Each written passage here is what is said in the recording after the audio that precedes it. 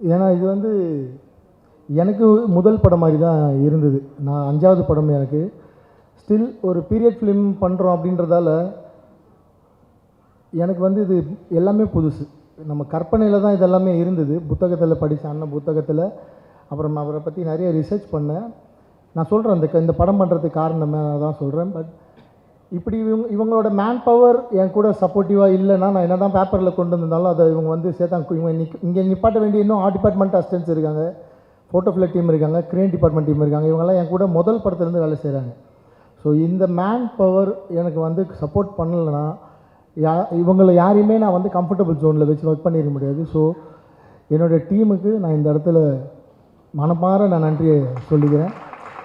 இல்லைனா இந்த பட்ஜெட்டில் 31 நாளுக்குள்ளே இப்படி ஒரு படம் கனவுல கூட சாத்தியமில்லை. நான் மறுபடியும் பதிவு பண்ணுறேன். நான் எவ்வளோ ப்ரெஷருக்குள்ளே போயிருக்கேன் இந்த படத்தில் அப்படின்றது எனக்கு தெரியும். ஷூட் பண்ணுறப்ப ஸ்டில் எனக்கு இதில் வந்து பேர் கிடைக்க போது. அடுத்த படம் பண்ண போகிறேன். அடுத்த படம் இருக்கலாம், இல்லாமல் இருக்கலாம், அதெல்லாம் அப்புறம். பட் இதில் எனக்கு எவ்வளோ பெரிய பேர் கிடைக்க போகுது, இந்த ட்ரெயிலரில் எனக்கு எவ்வளோ பெரிய பேர் கிடச்சிருக்கு, எம்கோனில் எவ்வளோ பெரிய பேர் கிடச்சிருக்கு எனக்கு தெரியும். பட் எதுவுமே இல்லாமல் இவ்வளோ உழைப்பை போட்டாங்க. அதுக்காக அங்கீகாரம், அதுக்காக நன்றி. இதுக்கப்புறம் ஸ்டார்ட் பண்ணுறேன். எங்கேருந்து ஸ்டார்ட் பண்ணுறது தெரியல. இவ்வளோ பேர் இருக்காங்க, நான் யாரை பற்றி பேசுகிறது, யாரை விடுவேன், எதுவுமே தெரியல. சொல்லிடுறேன். இருந்தாலும் எப்போவுமே ரிச்சர்ட் சார் அவர்கிட்ட தான் ஸ்டார்ட் பண்ணுவேன். அவர் இல்லைன்னா திரௌபதி 2 கண்டிப்பாக ஒர்க் ஆகிருக்காது. ஏன்னா முதல்ல இப்படி ஒரு படம் பண்ணணும், இவ்வளோ பெரிய விஷயத்தை பண்ண போகிறோம். களத்தில் போய் எங்கெங்கே போய் லொக்கேஷன் தேட போகிறோம், யார்கிட்ட போய் நிற்க போகிறோம், எதுவுமே தெரியாது. அவர்கிட்ட போய் சொன்னேன், சார் இப்படி ஒரு விஷயம் இருக்குது, நம்ம பண்ணலாம், அது வந்து திரௌபதி 2வாக மாறும்.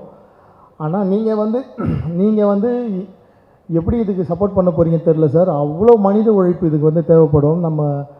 நமக்கு நீங்கள் நானும் சேர்ந்தால் நமக்குன்னு ஒரு பட்ஜெட் இவ்வளோ தான் சார் நம்மளோட வெயிட், அதை தான் நம்ம தூக்க முடியும். அதுக்கு மேலே வெயிட்டை நம்ம தூக்குனா 2 பேருக்குமே எலும்பு முறிவு ஏற்படும். அவ்வளோ சுமை தூக்க முடியாது எங்களால். அப்போ இந்த பட்ஜெட்டுக்குள்ளே நம்ம இவ்வளோ பெரிய படம் எப்படி சார் பண்ணலான்னு கேட்டோடனே அவர் கண்ணை மூடின்னு சொல்லிட்டாரு. எனக்கு நம்ம திரௌபதி பண்ணப்போ நான் அவருக்கு சம்பளம் கொடுக்கல, படம் முடிஞ்சதுக்கப்புறம் தான் கொடுத்தேன். இதுலேயும் சொல்லிட்டார், வழக்கம் போல் நான் சம்பளம் வேணாம், நீங்களும் அதே மாதிரி போய் ப்ரொடியூசர்கிட்ட சொல்லிவிட்டு ஒரு ப்ரொடியூசரை பிடிச்சிட்டு வாங்க, ஃபஸ்ட்டு நம்ம வந்து ஷூட் போயிடலாம் அப்படின்னு சொல்லிட்டாரு.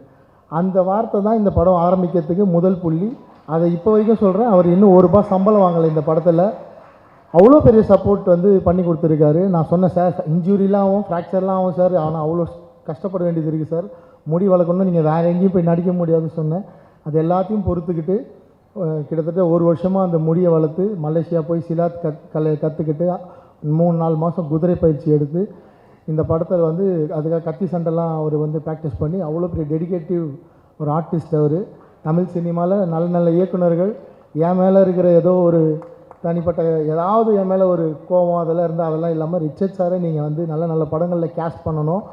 இந்த மாதிரி ஒரு ஹீரோ நிச்சயமாக கிடைக்க மாட்டார். அவ்வளோ டவுன் டு எர்த் அண்ட் அவ்வளோ ஆக்டிவான ஒரு ஹீரோ. 16 ஹவர்ஸ் ஒரு நாளைக்கு ஒர்க் பண்ணுறதுக்கு இன்றைக்கி எத்தனை ஹீரோ இருக்காங்க தெரில, அவர் இருக்கார் ரெடியாக. ஸோ 2வது ப்ரொடியூசர் சார். அவர் இல்லைனாலும் இந்த படம் வந்து வாய்ப்பு இல்லை. ஏன்னா நாங்கள் 2 பேர் சேர்ந்து ஒரு பீரியட் ஃபிலிம் பண்ணுறோன்னு நான் கிட்டத்தட்ட ஒரு 6-7 ப்ரொடியூசர்கிட்ட சொல்லியிருக்கேன். எல்லாருமே வந்து என்ன சொல்லுவாங்கன்னா, சரி பண்ணலாம், ஆனால் ஹீரோ மட்டும் மாற்றிக்கலாமா அப்படின்னா, சார் நாங்கள் 2 பேர் சேர்ந்தால் தான் இந்த படம், இல்லைனா எனக்கு செட் ஆகாது சார், நான் திரௌபதி 2ன்னு இதுக்கு வந்து பண்ண போகிறேன். ஏன்னா அந்த படத்தில் ஒரு கனெக்டோடு தான் இந்த படம் வந்து சேரும். அவங்க இருந்தால் தான் பண்ண முடியும். நான் ப்ரொடியூசர் சில அவாய்ட் பண்ணியிருக்கேன். அப்புறம் ஒரு நாள் எனக்கு ப்ரொடியூசர் சைட்லேருந்து ஒரு கால் வந்தது, இவங்க புது படம் பண்ணுறாங்க, உங்ககிட்ட ஏதாவது உங்களை பார்க்கணுன்னு நினைக்கிறாங்கன்னா போய் சார் ஆஃபீஸில் பார்த்தேன்.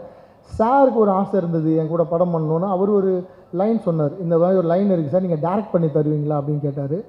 அப்போ சொன்னேன், இல்லை சார், நாங்கள் ஆல்ரெடி ஒரு ஸ்கிரிப்டை பண்ணி 1 வருஷமாக ஒர்க் பண்ணி ஸ்க்ரீன் ப்ளே பண்ணி ப்ரீ ப்ரொடக்ஷன் வரைக்கும் முடிச்சிட்டேன் சார், நான் ஸ்கிரிப்ட் வேணால் தரேன் அப்படி சொன்னேன். சரி எனக்கு அந்த கதை சொல்வீங்களான்னு கேட்டார். ஏன்னா அவர் ஃபஸ்ட்டு படம் ப்ரொடியூசர்ன்றதால யூஸ்வலாக 5-4 படம் டேரக்ட் பண்ணிட்டா கதைலாம் சொல்ல மாட்டாங்க. என்னை கேட்டார், கதை சொல்வீங்களான்னு. சார் நான் இப்போயே சொல்கிறேன்னு கதை கேட்டார். நான் ஃபுல் கதை சொன்னேன். 3வது நாள் அட்வான்ஸ் போட்டார் ஃபஸ்ட் காப்பியில் படம் பண்ணுறதுக்கு. என்னால் நம்பவே முடியல, யாராவது ஸ்பூஃப் பண்ணுறாங்களா இல்லை ஏமாத்துறாங்களா அப்படின்னு. நிஜமாலே கதை கேட்டால் 3வது நாள் இந்த படத்தை எனக்கு கமிட் பண்ணிட்டார். அங்கே ஆரம்பிச்சது நான் சொன்ன வார்த்தையை அவர்கிட்ட காப்பாற்றினேன். என்னென்னா, நான் சொன்ன பட்ஜெட்டில் முடிக்க முடியல, கொஞ்சம் பட்ஜெட் எக்ஸ்டெண்ட் ஆகிடுச்சு. அதுக்கு நான் சார்கிட்ட இங்கே மன்னிப்பு கேட்டுக்கிறேன். நான் சொன்னதை விட பட்ஜெட் வந்து ரொம்ப கூட தான் போயிருக்கு. அவருக்கு ரொம்ப மன தைரியம். இவ்வளோ பெரிய பட்ஜெட் இந்த படத்துக்கு பண்ணி இந்த மாதிரி ஒரு ஆடியோ லான்ச்சு தமிழ் சினிமாவிலே முதல் தயாரிப்பாளர். தொடர்ந்து 2 நாட்கள் தினத்தந்தி பேப்பரில் முழு விளம்பரம் கொடுத்தாரு. அது அதனால தான் அவர் ரொம்ப எமோஷன் ஆகிட்டார். அதை பத்திரிகையாளர் அவர் ஃபஸ்ட் டைம்ன்றதால நிச்சயமாக இதெல்லாமே புரிஞ்சுப்பார். அதை ரொம்ப பெரிய விஷயமாக்காமல் எடுத்துக்கோங்க. ஏனானும் தினத்தந்தி பத்திரிகை மனமாற நன்றி சொல்லிக்கிறேன். அவ்வளோ பெரிய கவரேஜ் 2 நாளில் அதை பற்றி எல்லாருமே பேசினாங்க. இண்டஸ்ட்ரியில் ரொம்ப பெருசாக பேசினாங்க. ஸோ தயாரிப்பாளருக்கு இந்த இடத்துல மனமார்ந்த நன்றிகள். அவரோட குடும்பத்திற்கும் ரொம்ப மனமார்ந்த நன்றிகள். அவங்களுக்கு பெரிய சப்போர்ட் சாருக்கு, அவங்க மிஸ்ஸஸும். அவங்களும் ஷூட்டிங் ஸ்பாட்டுக்கு எதுக்கு இவ்வளோ செலவெல்லாம் பண்ணிட்டீங்க அப்படிலாம் கேட்காம அவங்களும் இந்த படத்தை ரசித்து ஷூட்டிங் ஸ்பாட்டில் பார்த்தாங்க. ஸோ தயாரிப்பாளருக்கும் மிகப்பெரிய நன்றி. அவரோட டீம் அவ்வளோ நல்ல டீம். அவங்கெல்லாம் சேர்ந்து உழைப்பு தான் சார் இந்த படம் பண்ணார். ஸோ இந்த நேரத்தில் அவங்க டீம் இருக்காங்க. நான் அவங்களுக்கும் இந்த நன்றியை சொல்லிக்கிறேன். சார் பேசி முடிச்சிடுறேன் சார்.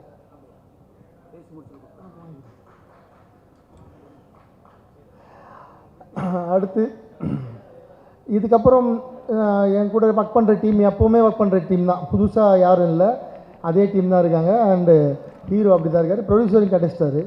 ஸோ முக்கியமான ஒரு கேரக்டர் இருக்குது படத்தில். யாருன்னா கேமராமேன். என்னென்னா நான் ரொம்ப ராவாக ரொம்ப டார்க்காக படம் எடுக்கிற டைரக்டர். ஸோ எனக்கு இந்த படம் அப்படி ப்ரெசென்ட் பண்ண விருப்பம் இல்லை. ஏன்னா யூஸ்வலாக பீரியட் ஃபிலிம்னால் அப்படி தான் இருக்கும். பட் நான் கொஞ்சம் இந்த படத்தை கலர்ஃபுல்லாக பண்ணணும் அப்படின்னு ஆசைப்பட்டேன். ஹர்காரான்னு ஒரு படம் நான் பார்த்தேன். அதில் அந்த பீரியட் ஃபிலிம் ரொம்ப பட்ஜெட்டில் அவ்வளோ குவாலிட்டியாக பண்ணியிருந்தார். ஸோ அவர் யூஎஸில் இருந்தார். அப்போ சார் நான் நாராயணன் சார் இருக்கார், அவர்கிட்ட தான் ஒரு நம்பரை தேடி கண்டுபிடிச்சி சொல்லி வாங்கி ஃபோனில் தான் பேசினேன். நான் நேர்லேயே பார்க்காம கமிட் பண்ணேன் கேமராமேனை. நான் ஃபோன்லேயே பேசி அவர் கேரக்டர் எனக்கு புரிச்சு நேர்லேயே பார்க்கல. ஷூட்டுக்கு ஒரு மாதத்துக்கு முன்னாடி தான் சார் இந்த க்ரூவில் ஜாயின் பண்ணார். அப்போ தான் அவர் முத பார்க்குறேன். வரத்துக்கு முன்னாடியே அட்வான்ஸ் போட்டேன். நான் கேமராமேனை பார்க்காமலே இந்த படத்துக்கு அட்வான்ஸ் போட்ட நட்டி என்ன சிரிக்கிறாங்க. இதெல்லாம் எப்போ சாத்தியம்? நிஜமாக அப்படி தான் நடந்தது. ஆனால் அவர் வந்ததுக்கப்புறம் நாங்கள் இந்த லொக்கேஷன்ஸ் எல்லாம் தேடி, அவர் அதிகம்லாம் பேச மாட்டார். பட் அவ்வளோ ஜீனியஸ், அவ்வளோ நாலேஜ், அவ்வளோ ஸ்பீடு. நான் 31 நாளில் உழைச்சிடலாம். நான் என் கையில் காஸ்டியூம் இருக்குது, ஸ்கிரிப்ட் இருக்குது, ஆர்டிஸ்ட் இருக்காங்க. பட் அந்த லைட் பண்ணணும், நான் அந்த கன்சிஸ்டன்சி மெயின்டைன் பண்ணணும். அதில் ஒரு விஷயம் அவர் வாங்கணும்.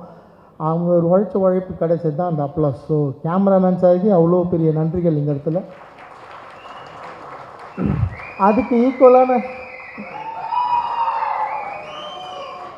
அவரெல்லாம் அதெல்லாமே அவங்க ஃப்ரெண்ட்ஸ். ஸோ அதுக்கு ஈக்குவலான ஒருத்தர் மனுஷனோட உழைப்பு இருக்குது. அவர் ஆர்ட் டைரக்டர்.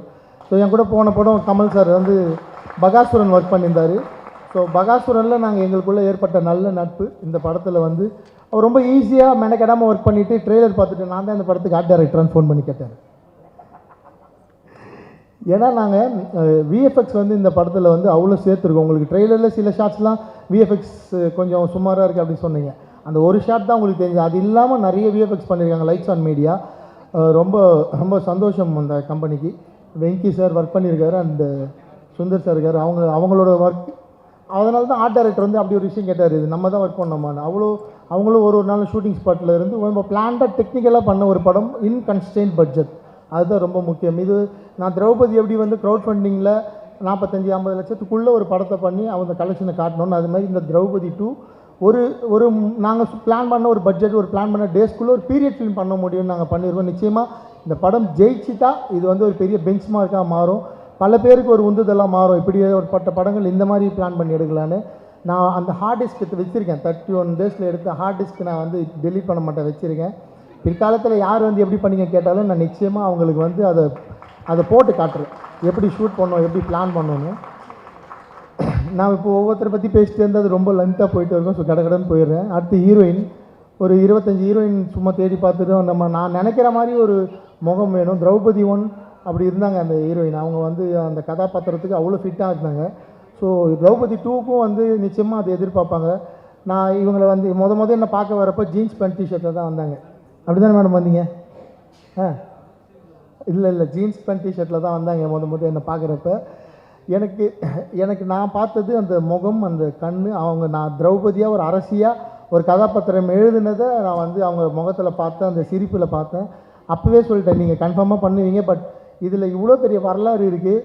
நான் ஏற்கனவே திரௌபதி 1 பண்ணப்போ கொஞ்சம் அவங்க அந்த ஹீரோயினுக்கு அவங்க ஃபேமிலி லெவலில் பிரச்சனை ஆகி அவங்க என்னை எதிர்த்துலாம் பேச வேண்டியது இருந்தது. நீங்கள் இதெல்லாம் தாங்கிப்பீங்களா, இந்த பிரச்சனைலாம் வருமானா அவங்க பயங்கரம் போல்டு. எவ்வளோ தைரியமாக சொன்னாங்க பாருங்க. நான் கதை நரேஷன் கேட்டுட்டு தான் படம் பண்ணேன்னு சொன்னாங்க பாருங்க.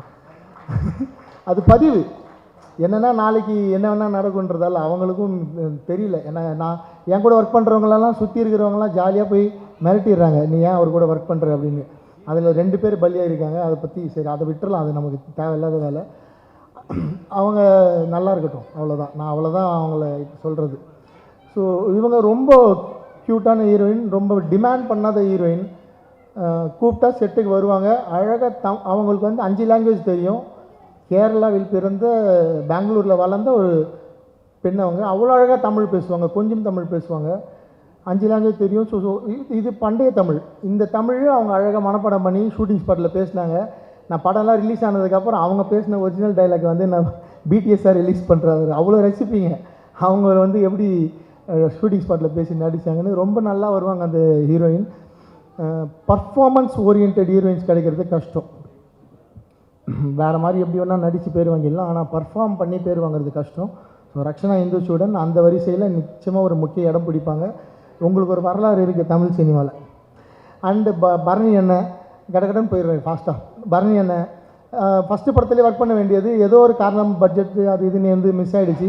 அங்கேருந்தே அவர் கூட 2வது படம் 3வது படம் பண்ணாச்சு. கடைசியில் 5வது படம் நான் முதல்ல ஒரு வில்லனாக நடிகன்னு சொன்னேன். அவருக்கு ஒரு ஆசையை காட்டினேன். அதுக்கப்புறம் அவருக்கு அந்த லுக் டெஸ்ட் பார்த்தேன், எனக்கு திருப்தியாகல. அண்ணா இன்னொரு ரோல் இருக்குது, அது பண்ணுங்கண்ணா. அவர் கொஞ்சம் பயந்தார். நான் என் நம்பி பண்ணுங்கண்ணா, நிச்சயமாக இது வந்து நல்ல பேர் கொடுக்குன்னு. அவர் அவ்வளோ சூப்பராக பண்ணியிருக்காரு. அவர் சொல்ல போகிற டைலாக் தான் இந்த படத்தோட ஒரு ஜஸ்டிஃபிகேஷனு. அவர் எடுத்திருக்க ஒரு ரோல், அவர் ஒரு விஷயம் சொல்லுவார் படத்தில், அதுதான் இந்த படத்தில் வந்து நாங்கள் அந்த படத்தோட சொல்ல வந்த முக்கியமான விஷயம் அதுதான். ஸோ அவரோட ரோல் வந்து ரொம்ப பெருசாக பேசப்படும். And Chirag Jani sir and then Dinesh Lamba sir, அவங்க 2 பேரும் இங்கிலீஷில் தான் சார், அவங்களுக்கு புரியும், இங்கிலீஷ் வருது, ஆனால் பழகிட்டு அவங்க கூட பேரை சொன்னாலே. ஸோ அவங்க 2 பேரும் ஃப்ரம் மும்பை. அவங்க 2 பேருமே இந்த படத்துக்கு அது தேவைப்பட்டது. ஏன் இங்கே நடிகர்களே இல்லையான்ற கேள்வி வரலாம். பட் எந்த முகம் அவர் துக்ளக்கை கேரி பண்ணுற மாதிரியான ஒரு முகம், ஒரு பாவனை இருந்தது சிராக் ஜானிக்கிட்ட. அவ்வளோ ஈஸியாக கேரி பண்ணியிருக்காரு. அந்த அவர் பேசுகிறப்போ ஷூட்டிங் ஸ்பாட்டில் எங்களுக்கே வந்து இந்த துக்ளக்கை பார்க்குற மாதிரி இருக்கும், அந்த பயம் வரும். And Dinesh Lamba sir very sweet man. அவர் ஒரு ப்ளே பண்ணியிருக்காரு படத்தில், அப்படி ரசிப்பீங்க அதை. அவ்வளோ பாடி லாங்குவேஜ் ஒன்று கொடுத்துருக்கிறாரு, அப்படி இருக்கும் அந்த பாடி லாங்குவேஜ். அப்புறம் இன்னொரு ஹீரோயின் மாதிரி இன்னும் 2 அழகு தேவதைகள் இருக்காங்க படத்தில். Devayani Sharma madam and Divi madam 2 பேருமே. திவி மேடம் வந்து ரிச்சர்ட் சார் கூட ஒரு படத்தில் அவங்க ஹீரோயினாக பண்ணிகிட்டு இருக்காங்க. நாங்கள் இப்படி ஒரு படம் பண்ணுறோன்னு தெரிஞ்சது ஒன்று, நான் ஹீரோயினாக பண்ணாலும் பரவாயில்ல சார், எனக்கு வந்து ஒரு பீரியட் ஃபிலிமில் இப்படி ஒரு காஸ்டியூமில் நான் வரணும், சரி என்னை எப்படியாவது உள்ளே கொண்டு வாங்க அப்படின்னு சொல்லி சண்டை போட்டு உள்ளே வந்துட்டாங்க. நான் சொன்னேன், நீங்கள் ஹீரோயினாக ஒர்க் பண்ணுறீங்க மேடம், வேண்டாம் இந்த ரோல் அப்படின்னு சொன்னேன். பட் வந்தாங்க. பட் அவங்களுக்காக நான் அந்த ரோலை எக்ஸ்டெண்ட் பண்ணிக்கிட்டேன், பெருசாக்கிட்டேன். ஐ டெவலப்ட் யுவர் கேரக்டர். ஸோ அவங்க பேசுகிற வசனங்களும் அவங்க படத்தில் ஒரு முக்கியமான விதத்தில் ஒரு திருப்பத்தை ஏற்படுத்துவாங்க. அதுவுமே அவங்க அவ்வளோ அழகாக, அவங்களுக்கு தமிழ் தெரியாது, தெலுங்கு தான் அவங்க, ஆனால் தமிழை புரிஞ்சிக்கிட்டு தமிழில் தான் அந்த சீன் நடித்தாங்க. அவ்வளோ கஷ்டப்பட்டு அதுக்கு தான் அவங்க வந்து தேங்க்ஸ் சொன்னாங்க என்னோடய கோ டைரக்டருக்கு. அண்ட் தேவயானி சர்மா மேடம், அவங்களும் மகாராஷ்டிரா மும்பை. அவங்க வந்து துக்ளக்கோட ஒய்ஃப் பண்ணுறாங்க அவங்க அந்த கேரக்டரு. பட் அவங்களுக்கு அந்த லுக்கு வேணும். நான் அந்த மாதிரி ஒரு ராணி, ஒரு ஒரு துருக்கியிலேருந்து வந்த ஒரு பெண் அப்படின்னு காட்டணுன்னா அந்த லுக்கு வேணும். அந்த லுக்கு வந்து நம்ம எங்கெங்கேயோ தேடி பார்த்தா தமிழ்நாட்டில் யாராவது இருக்காங்களான்னு கிடைக்கவே இல்லை. அவங்க வந்து நான் இன்ஸ்டாகிராமில் தான் பார்த்து அப்புறம் அவங்கள காண்டாக்ட் பண்ணி லுக் டெஸ்ட் பண்ணேன். அவ்வளோ பியூட்டிஃபுல்லாக இருந்தாங்க. இன்றைக்கி தமிழ் சினிமாவில் ஒரு எம்டியான இடம் இருக்குது. இந்த மாதிரியான ஒரு அழகிய உடல்வாகு கொண்ட ஒரு கதை, ஒரு ஹீரோயின், ஒரு கேரக்டர் ரோல் பண்ணுறதுக்கு நிச்சயமாக Devayani Sharma fill that space. அவங்களுக்கு நிறைய டேரக்டர்ஸ் யூஸ் பண்ணிக்கோங்க. Very comfortable, very quality artist, ரொம்ப குவாலிட்டியாக ஒர்க் பண்ணக்கூடிய வெரி கம்ஃபர்டபுளான artist. And Natty sir finally நான் பகாசுரன் பண்ணுறப்ப நட்டி சார் கிட்ட சொல்லிட்டேன், நட்டி சார் நம்ம வந்து அடுத்த படம் வந்து ஒரு ஒர்க் பண்ண போகிறோம், என்ன பண்ண போகிறேன்னு தெரியல. அடுத்த படம் நான் ஏதோ 3 ஸ்கிரிப்ட் எழுதியிருக்கேன் சார், நீங்கள் எப்படியாவது அதுக்குள்ளே வந்து பண்ணிவிடுங்க. நான் நட்டி சாருக்கு ஒரு சின்ன மிஸ்டேக் பண்ணேன் பகாசுரனில். நான் அப்போயே சொன்னேன் அதை, சார் மன்னிச்சிருங்க. நான் அதனால அப்போயே சொன்னேன், சார் நான் வந்து கண்டிப்பாக அடுத்த படம் வந்து நான் அதை காம்பன்சேட் பண்ணிக்கிறேன் சார் அப்படின்னு. அவர் எனக்கு அண்ணன் மாதிரி, கூட பிறந்தவர் மாதிரி. நான் ரொம்ப உரிமையாக பேசலாம் நட்டி அண்ணன் கூட, என்ன வேணாலும் பேசலாம், டிஸ்கஸ் பண்ணலாம், டவுட்ஸ் கேட்கலாம்.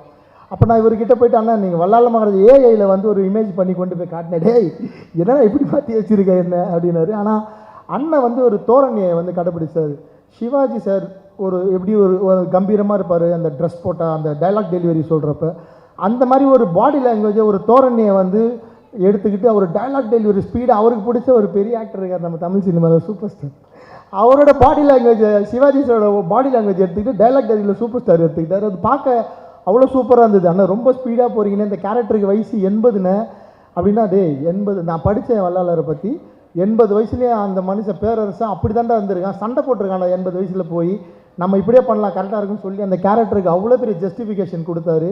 நிச்சயமாக நட்டி என்ன பண்ணியிருக்க ரோலில் இது வரைக்கும் நடிச்சிருக்காரு, அவர் கதாநாயகன் நடிச்சிருக்காரு, முக்கியமான ரோலில் நடிச்சிருக்காரு, வில்லனாக பண்ணியிருக்காரு.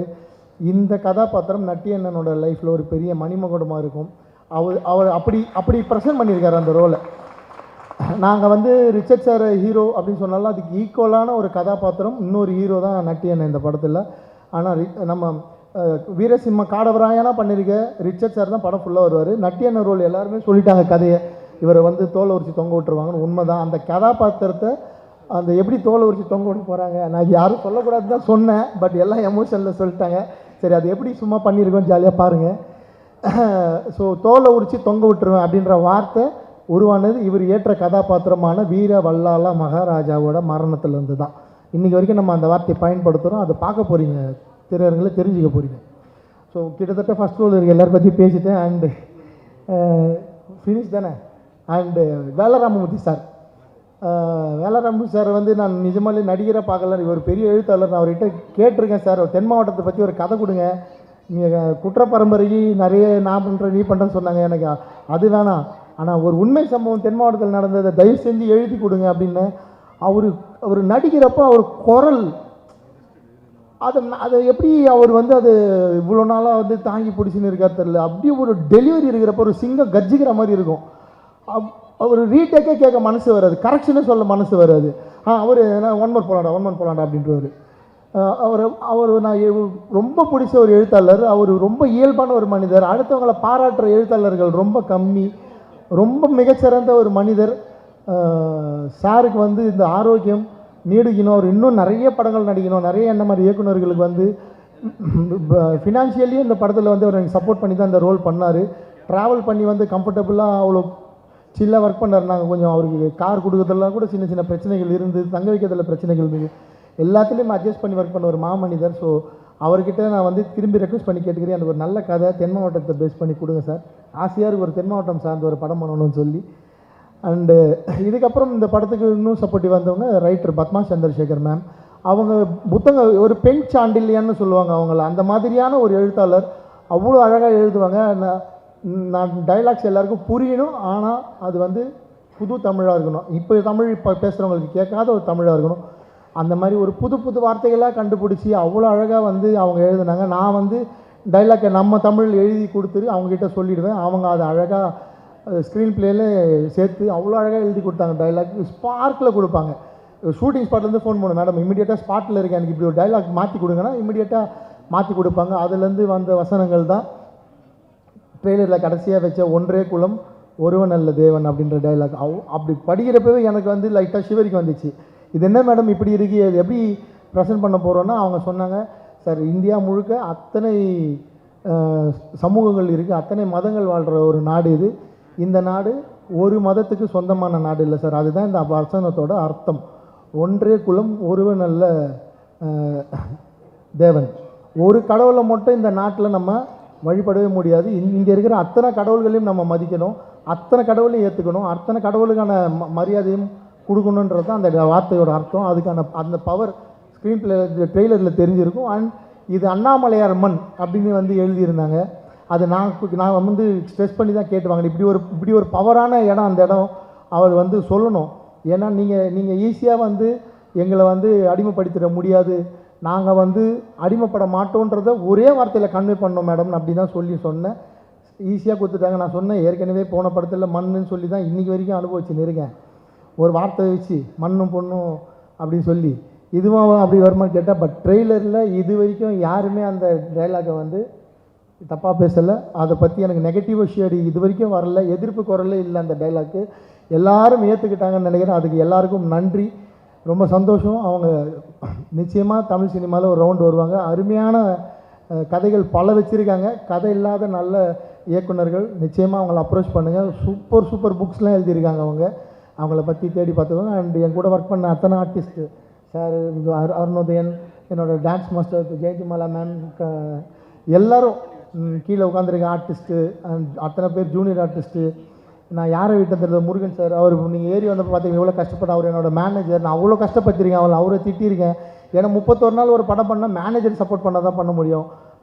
அப்புறம் என்னோடய ஃப்ரெண்டு, என்னோடய மாமா, அவங்க தான் இந்த படத்தில் ஃபுல்லாக கேஷ் ஹேண்டில் பண்ணிட்டாங்க, ரவி அண்ட் சத்யா. அவங்க நான் யாரை சொல்கிறது யாரை வருது தெரில. அண்டு சார் கடைசியாக சொல்கிறேன் சார், வேறு டீம்லாம் முடிச்சு. அண்ட் அப்புறம் வந்து ஆடியோ கம்பெனிலேருந்து எனக்கு சப்போர்ட் பண்ண முருகன் சார், எனக்கு திரௌபதியிலேருந்து பகாசுரன்லேருந்து இப்போ வரைக்கும் லகரி வந்து என் கூடவே இருக்காங்க அவங்க. அப்புறம் நாராயணன் சார், அவர் ஃப்ரம் த பிகினிங்லேருந்து கூட வந்து இந்த இவ்வளோ பண்ணால் தான் பிஸ்னஸ் வரும் அப்படின்னு சொல்லி கொடுக்குறதாகட்டும். அப்புறம் என் வீட்டில் அவங்க ஷூட்டிங் ஸ்பாட்லேயே என் கூட வந்துடுவாங்க. என் பொண்ணு அவள் தான் எனக்கு பெரிய எனர்ஜிட்டு. அன்றைக்கி என் ஒய்ஃபும் என் பொண்ணும் கூடவே இருப்பாங்க ஷூட்டிங் ஸ்பாட்டில். எந்த டேரக்டர் அப்படி வச்சுப்பாங்களா தெரியல, என் கூடவே இருப்பாங்க அவங்க ஷூட்டிங் ஸ்பாட் ஃபுல்லாகவே. ஸோ இப்படி தான் இந்த படம் வந்து நாங்கள் ஒரு ஃபேமிலியாக ஒரு பிக்னிக் மாதிரி, ஒரு ப்ரொடியூசருக்கு கூட கோவம் வந்துருக்கு. என்னடா நீங்கள் டூர் மாதிரி இருக்கீங்க, 16 மணி நேரம் வேலை செஞ்சாலும் எல்லாம் விளையாட்டு பசங்க மாதிரி விளையாடி நிறீங்க, ஆனால் வேலை நடந்துகிட்டே இருக்கும். அப்புறம் இந்த நேரத்தில் வந்து மும்பையில் எங்களுக்காக அவ்வளோ உதவி பண்ண அங்கே இருக்கிற சட்டமன்ற உறுப்பினர் அண்ணன் கேப்டன் தமிழ்ச்செல்வன் அண்ணன் அவர்களுக்கும், அவருடைய சகோதரர் இங்கே வந்த அண்ணன் மோகன் அவர்களுக்கும், கராத்த முருகன் அவர்களுக்கும் நன்றி. அவங்க வந்து எங்களுக்கு அவ்வளோ சப்போர்ட் பண்ணாங்க அங்கே. அப்புறம் அங்கே இருந்து ஒர்க் பண்ண லைட்மேன் அவ்வளோ ஸ்பீடாக, அவ்வளோ எனர்ஜியாக, நான் எல்லாருமே அந்த இடத்துல தான் நின்று வேலை செய்யணும். ஸோ மும்பையிலேருந்து எங்கள் கூட ஒர்க் பண்ண அத்தனை டெக்னீஷியனுக்கும் நான் இந்த நேரத்தில் என்னோடய நன்றியை சொல்லிக்கிறேன். ஸோ இதோட நன்றி முடிஞ்சிருது. நான் எல்லாருக்கும் நன்றி சொல்லிட்டு நினைக்கிறேன். அந்த எங்களுக்காக காம்பேரிங் பண்ண மேடம்க்கும் இந்த டைமில் நன்றி. ஸோ இப்போ கண்டென்ட்குள்ளே வந்துடுறேன் சார். இந்த கண்டென்ட் முடிச்சிடுறேன் சார், இன்னும் மெயின் கண்டென்ட் போகிறோம் சார். இப்போ தான் நான் 5 நிமிஷம் தான் முடிச்சிடுறேன். எல்லோரும் வீட்டுக்கு போகணும் சொல்லிடுறேன்.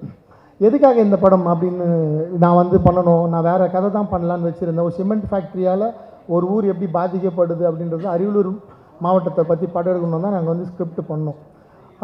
அது வந்து பண்ணணும்னு முடிவு பண்ணியிருக்கப்போ எனக்கு வந்து காசி போகிறதுக்கான ஒரு வாய்ப்பு கிடச்சிது. காசி விஸ்வநாதர் கோயில் வாரணாசி போனேன். வாரணாசி போய் நான் அதான் ஃபஸ்ட் டைம் போகிறேன். எனக்கு அதுக்கு முன்னாடி அதை பற்றி தெரியாது. காசி தமிழ் சங்கம் மூலயமா நான் கெஸ்ட்டாக அங்கே போகிறேன். போய் எனக்கு வந்து நான் வந்து பெரிய சிவபக்தன், என்னை பார்க்குறவங்களுக்கு தெரியும். சாமி கும்பிட போயிட்டு சாமியெல்லாம் கும்பிட்டு கோவிலை சுற்றி வரப்போ கோவிலில் ஒரு நந்தி இருக்குது. அந்த நந்தி வந்து நந்தி மட்டும்தான் இருக்குது. நந்தியை ஃபேஸ் பண்ணுற இடம் கேட் போட்டு மூடி இருக்குது. அந்த நந்தி எதை ஃபேஸ் பண்ணியிருக்குன்னா அந்த பக்கம் வந்து நம்ம கூட வாழ்கிற இஸ்லாமிய மக்கள் வழிபடுற மசூதி, ஞானவாபி மசூதி. ஸோ எனக்கு வந்து மிகப்பெரிய ஷாக். உலகமே புனித ஸ்தலமாக நம்ம வீட்டில் யாராவது முன்னோர்கள் பெரியவர்கள் இறந்தாங்கன்னா நம்ம திதி கொடுக்கறதுக்கு போகிறோம். அவ்வளோ பெரிய காசி. அப்படி தான் கேள்விப்பட்டிருக்கேன். காசிக்கு இந்த வயசில் போகவே கூடாதுன்னா வீட்டில் மிரட்டுறாங்க. அந்த மாதிரியான இந்த மதத்துக்கு சொந்தமான அந்த மாதிரி ஒரு புனித ஸ்தலமில் நந்தி பார்க்குற டைரக்ஷனில் ஞானவாபி மசூதி இருக்குது. இது என்ன அரசியல், இது எப்படி, இது ரெண்டும் பக்கத்தில் இருக்குது, இவங்களும் எப்படி இவ்வளோ ஒத்துமையாக இருக்காங்க, இதுக்குள்ளே என்ன வரலாறு இருக்குதுன்னு கேட்குறப்ப தான் அங்கே அவுரங்கசீப் வந்து அந்த பீரியடில் எப்படி வந்து அந்த கோவிலோட இடத்துல வந்து ஒரு மசூதியை உருவாக்கினார்ன்ற வரலாறு வந்து படிக்க முடிஞ்சுது. அதை படிக்கிறப்ப நான் வந்து இது இங்கே தான் நடந்திருக்கு போல், நமக்கு அதெல்லாம் தெரியாதுன்னு சொல்லிவிட்டு அப்புறமேட்டா நான் வந்து அதை பற்றி கூகுள் பண்ணேன். அதை கூகுள் பண்ணுறப்ப அது வந்து தமிழ்நாட்டையும் கனெக்ட் ஆகுது. ஏன்னா நான் வந்து பத்மாவதி படம் பார்த்துருக்கேன். பத்மாவதி படம் பார்த்தப்போ அதில் வந்து அலாவுதீன் கில்ஜி மாலிக் கஃபூர் பற்றி படிச்சிருக்கேன். நான் கூகுள் பண்ணுறப்ப மாலிக் கஃபூர் பற்றின சொல்கிறேன் சார், லாஸ்ட்டாக சொல்கிறேன் மியூசிக்.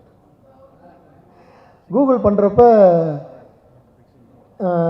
அது கனெக்ட் இருக்குது சார், அதனால தான் சொல்கிறேன். நான் கூகுள் பண்ணுறப்ப எனக்கு வந்து மாலிக் கஃபூர் பற்றி படிக்க வருது. மாலிக் கஃபூர் பற்றி படித்தா மாலிக் கஃபூர் வந்து வட இந்தியாவில் மட்டும் பிரச்சனை பண்ணாமல் அவர் வந்து நம்ம சவுத் இந்தியாவிலையும் பிரச்சனை பண்ணியிருக்காரு. மதுரையில் வந்து படையெடுத்திருக்காரு. மதுரை கோவிலில் வந்து கொள்ளையடிச்சிட்டு போயிருக்காரு. அவர் வந்து அந்த மதுரை கோவிலை கொள்ளையடிக்க அவர் வந்து இங்கே வழிகாட்டுறதுக்கு யாரை வந்து பிணை கைதியாக வந்து கூப்பிட்டு போகிறாரு, யாரை வந்து வழிகாட்டியாக வந்து மிரட்டி இட்டு போகிறாருன்னா வல்லாள மகாராஜா. கரெக்டு தானே? வீர வல்லாள மகாராஜாவை அவர் வந்து வழிகாட்டியாக கூப்பிட்டு போகிறாரு. இது யாரா வீர வல்லாள மகாராஜா? எனக்கு அதுக்கு முன்னாடி ஒய்சால மன்னர்கள்லாம் சும்மா தெரியும், நான் படிச்சிருக்கேன். நான் ஹிஸ்ட்ரியில் நிறைய இந்த ராஜராஜ சோழன் ரொம்ப பிடிக்கிறதால. ஸோ இந்த வீர வல்லாள மகாராஜா யாருன்னு பார்த்தா அண்ணன் வந்து அதை பற்றி புக்கு எழுதியிருந்தார். அப்புறம் அண்ணனுக்கு ஃபோன் பண்ணி இது என்னென்னா நம்ம ஊர்லேயும் இந்த மாதிரி நடந்திருக்கா, நம்ம ஊர்லேயும் இந்த மாதிரி பிரச்சனைகள்லாம் இருக்கான்னு கேட்டால் அப்போது தான் எனக்கு இந்த கதையை சொல்லி இந்த புத்தகத்தை படிக்க சொன்னார். நான் அந்த புத்தகத்தை படித்த உடனே இதுதான் நம்ம பண்ண வேண்டிய படம், இதுதான் வந்து அடுத்த படமாக நம்ம பண்ணணும். இது எத்தனை வருஷம் ஆனாலும் பரவாயில்ல, நம்ம வந்து இந்த கதையை முடிப்போம்னு சொல்லி நான் வந்து ஒரு ஒன்லைன் ரெடி பண்ணி அது வந்து எடுத்துகிட்டு 2 வருஷமாக ப்ரொடியூசர் தேடி எனக்கு கிடைச்சவர் தான் சண்முகம் சார். எப்போ வந்து எனக்கு இந்த படம் வந்து ரொம்ப பெரிய நம்பிக்கை கொடுத்ததுன்னா, சாவா படம் வந்து ரிலீஸ் ஆச்சு. சாவா படம் பார்க்குறப்ப எனக்கு வந்து நாங்கள் ஷூட் போகிறதுக்கு முன்னாடியே சாவா ரிலீஸ் ஆகிடுச்சு. சாவா படம் விஷுவல்ஸ் எல்லாம் பார்த்தோன்னே எனக்கு வந்து ஒரு மிகப்பெரிய நம்பிக்கை வந்துருச்சு. இந்த படம் வந்து நிச்சயமாக தமிழ்நாட்டில் பெரிய அரசியலை பேசாது, எதிர்ப்பு அரசியல் வராது. ஏன்னா சாவா படத்துக்கு மியூசிக் டைரக்டர் யாருன்னு உங்கள் எல்லாருக்கும் தெரியும். ஸோ அப்படி ஒரு வரலாறை சொல்கிறப்ப அவங்க ரஹ்மான் சாரே அதில் ஒர்க் பண்ணுறாங்கன்றப்ப நம்ம தைரியமாக இந்த படம் பண்ணலாம். அந்த தைரியத்தோடு தான் நான் போய் ஜிப்ரான் சாரை போயிட்டு இந்த கதை சொன்னேன்.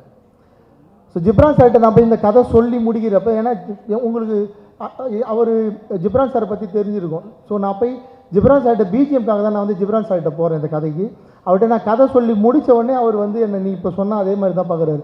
நீங்கள் இப்படி தான் சார் இருப்பீங்களா? நான் வந்து உங்களை வேறு மாதிரி கற்பனை பண்ணி வச்சுருந்தேன், பயங்கரமாக உங்களை பார்த்தாலே பயமாக இருக்குலாம் சொல்கிறாங்க, நீங்கள் இப்படி பேசுகிறீங்களே சார். என்ன சார், அதெல்லாம் மீடியாவும் எனக்கு கொடுத்த பிம்பம், இந்த உலகம் எனக்கு கொடுத்த பிம்பம் சார். நான் ராயபுரத்தில் வாழ்கிற ஒரு சாதாரண சாமானியன் சார். நான் இவ்வளோதான், மோகன் தான். நான் சினிமாவுக்கு வந்து நான் மோகன்ஜி. அது எனக்கு கொடுத்துருக்கிறது கம்ப்ளீட்டாக வேறு சார். ஏன்னா என் நண்பர்கள் நான் வாழ்கிற பகுதியில் வந்து என்னை பற்றி சுற்றி கேட்டிங்கன்னா, நீங்கள் வேறு அந்த ஆள் இவர் இல்லைங்கன்னு சொல்லுவாங்க. ஸோ நீங்கள் கொடுத்துருக்கீங்களே எனக்கு ஒரு அடையாளம், எனக்கு ஒரு பிம்பம், அது நான் இல்லை. ஸோ நான் வந்து எனக்கு மக்களுக்கு தெரியாத ஒரு விஷயம், அது உண்மையான விஷயம், அது ஆத்தென்டிகேட்டட் இருக்குது, அதில் வரலாறு இருக்குது, அதில் என்கிட்ட ப்ரூஃப் இருக்குன்னா நான் தைரியமாக படம் பண்ண இறங்குவேன். அதில் சாவான்னு ஒரு படம் வந்திருக்கு, அதுக்கு ரஹ்மான் சார் மியூசிக் பண்ணுறப்ப நம்ம ஜிப்ரான் சாரை போய் அப்ரோச் பண்ணேன். ஜிப்ரான் சார் கதை சொல்லி இதையும் சொன்னோன்னே ஜிப்ரான் சார் ஓகே சொல்லிட்டார். ஜிப்ரான் சார் ஓகே சொன்னதுக்கப்புறம் தான் இந்த படம் வந்து அடுத்த லெவலுக்கு போகுது. ஏன்னா ஒரு நல்ல டெக்னீஷியன்ஸ் எல்லாம் சேர்றப்ப என் கேமராமேன் பேச மாட்டார், என் ஆர்ட் டைரக்டர் பேச மாட்டார், என் எடிட்டர் பேச மாட்டார்.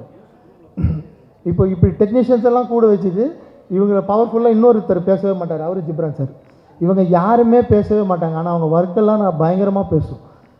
எம்கோனே பாட்டு வந்து சார் 2 டியூன் அனுப்புனார். நான் இந்த டியூனை கன்ஃபார்ம் பண்ணிட்டேன். நான் தான் வந்து சிங்கர் சூஸ் பண்ணேன், நான் தான் லிரிக் ரைட்டரும் சூஸ் பண்ணேன். எனக்கு அவ்வளோ ஃப்ரீடம் கொடுத்தாரு. ஏதோ தெரியாதனமாக ஒரு தப்பு பண்ணிவிட்டேன், அதை இப்போ சரியும் பண்ணி பத்மலதா மேடம் பாட வச்சிட்டேன்.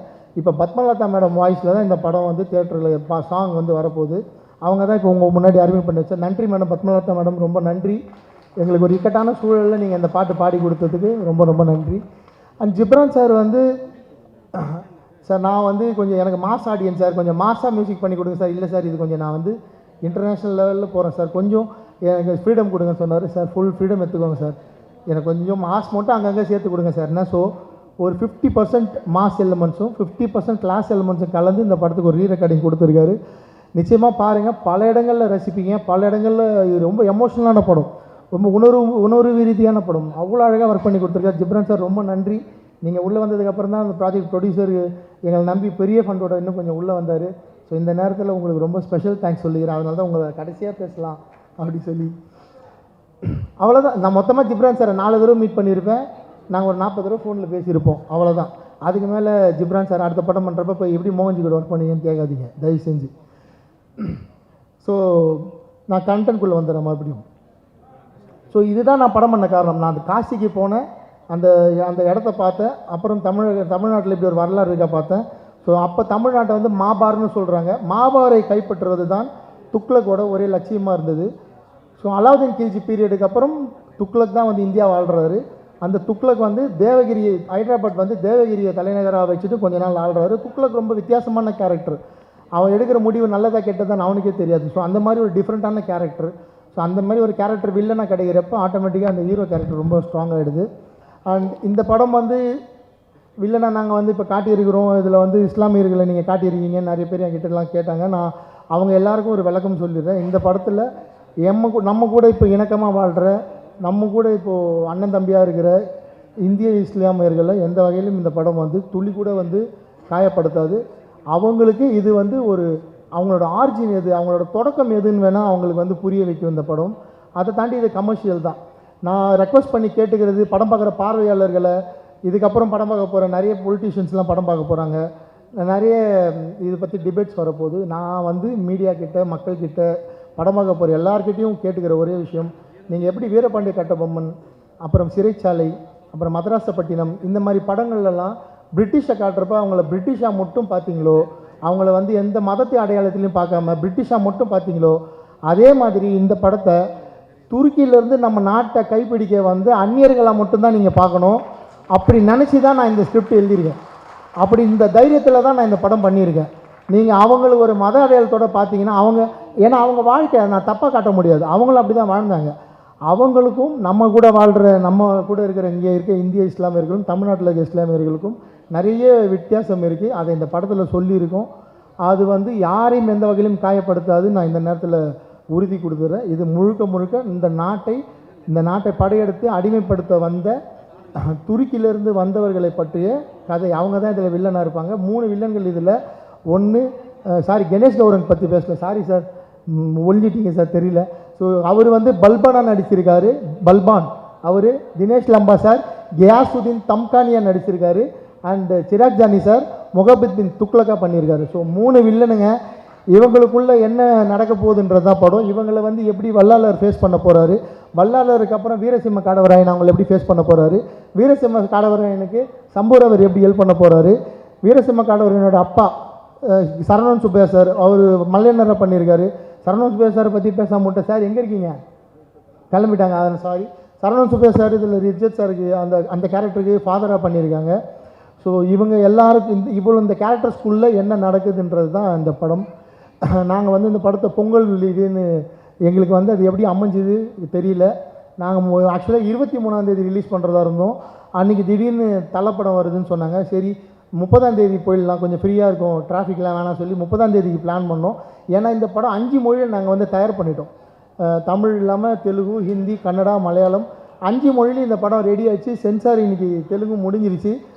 இன்னும் 3 லாங்குவேஜ் சென்சார் தான். ஸோ 30ஆம் தேதி தான் எங்கள் பிளான். இதை வந்து இந்தியா முழுக்க ஒரே டைமில் ரிலீஸ் பண்ணலாம், அந்த பிளானில் தான் இருந்தோம். திடீர்னு ஒரு வேக்கண்ட் ஏற்பட்டதால் டிஸ்ட்ரிபியூட்டர்ஸ்லாம் ஃபோன் பண்ணி இமீடியட்டாக ப்ரொடியூசர்கிட்ட பேசி, சார் நல்ல ஸ்பேஸ் இருக்குது, நீங்கள் சென்சார் சர்டிஃபிகேட் வாங்கிட்டீங்க, நாங்கள் வந்து போனோமா டிசம்பர்லேயே நாங்கள் சென்சார் படத்தை முடிச்சிட்டோம், சென்சார் சர்டிஃபிகேட் வாங்கிட்டீங்க, நீங்கள் வாங்க சார் படம் ரெடினா சொன்ன உடனே டிஸ்ட்ரிபியூட்டர் ஒரு முடிவெடுத்து இந்த படம் பொங்கல் வெளியிடுன்னு சொன்னார். நான் கூட சொன்னேன், சார் இன்னும் கொஞ்சம் எங்களுக்கு டைம் கொடுங்க சார், கொஞ்சம் ஒர்க்கெல்லாம் இருக்குது முடிச்சிக்கிறேன், இல்லை உங்கள் ஒர்க்கை ஸ்பீட் பண்ணுங்கன்னு சொல்லி நான் ஜிப்ரான் சாரை போட்டு 2 நாளாக தூங்க விடாமல் வேலை வாங்கி, கேமராமேன் 3 நாளாக வந்து டிஐ ஸ்டுடியோலேயே தூங்காமல் அங்கேயே தூங்கி எழுந்து, என் கூட ஒர்க் பண்ண தம்பி சுரேந்தர் அவங்க டிஐ டீமில் அவன் தூங்காமல் வேலை பார்த்து, என் சுமன் அசிஸ்டன்ட் டைரக்டர் அவன் என் ஆஃபீஸில் சிஸ்டம்லேருந்து, என் டிசைனர் பிரவீன் அவன் பெங்களூரில் இருக்கான், அவன் 2 நாள் ஆஃபீஸில் லீவ் போட்டு, அவனுக்கு புதுசாக குழந்தை பிறந்திருக்கு இப்போ தான் ரீசெண்டாக, அவன் அந்த குழந்தை கூட டைம் பண்ண முடியாமல் என் கூட இவ்வளோ கஷ்டப்பட்டு இந்த படம் பொங்கல் ரிலீஸ்னு போட்டு கொண்டு வந்திருக்கோம். நல்லபடியாக பொங்கலுக்கு ரிலீஸ் ஆகும்னு நினைக்கிறேன். ஏன்னா இவ்வளோ அர்ஜென்ட்டாக வரப்போ பல நெருக்கடிகள் இருக்குது, நிறைய படங்கள் ஒன்று சேருது. கடவுள் எங்கள் கூட துணை இருப்பாருன்னு நினைக்கிறோம். நான் நிச்சயமாக இந்த ப்ரொடியூசரை காப்பாற்றியே ஆகணும். ஏன்னா நான் இது வரைக்கும் எடுத்த எந்த படமும் தயாரிப்பாளருக்கு நஷ்டம் கொடுக்கல. என் மேலே 1000 விமர்சனங்கள் வந்தாலும் நான் இடி தாங்கி மாரி அதை தாங்கிக்கிறேன்.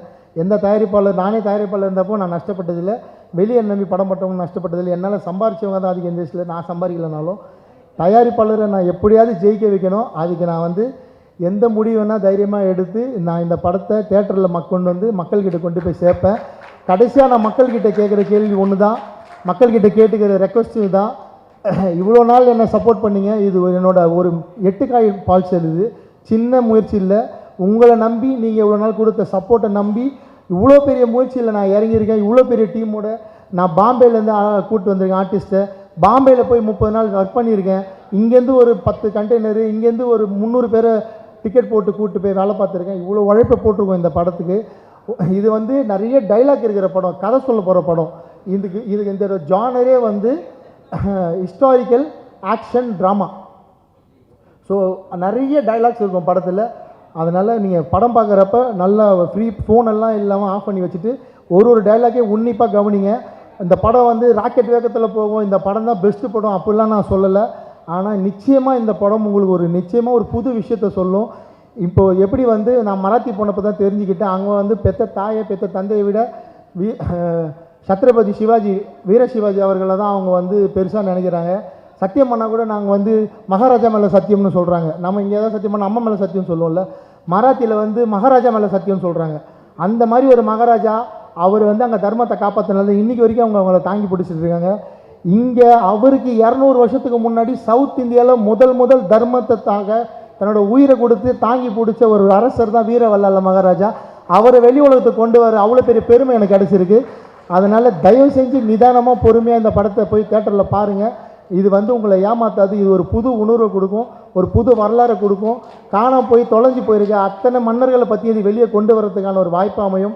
நம்ம பூலித்தேவனை பற்றி பேசணும், நாச்சியார் வேல்மகை வேலுநாச்சியாரை பற்றி பேசணும், துலுக்கு நாச்சியார் பற்றி பேசணும், தீரன் சின்னமலை பற்றி பேசணும், அழகுகோன் பற்றி பேசணும். இன்னும் அவ்வளோ வரலாறு இருக்குது.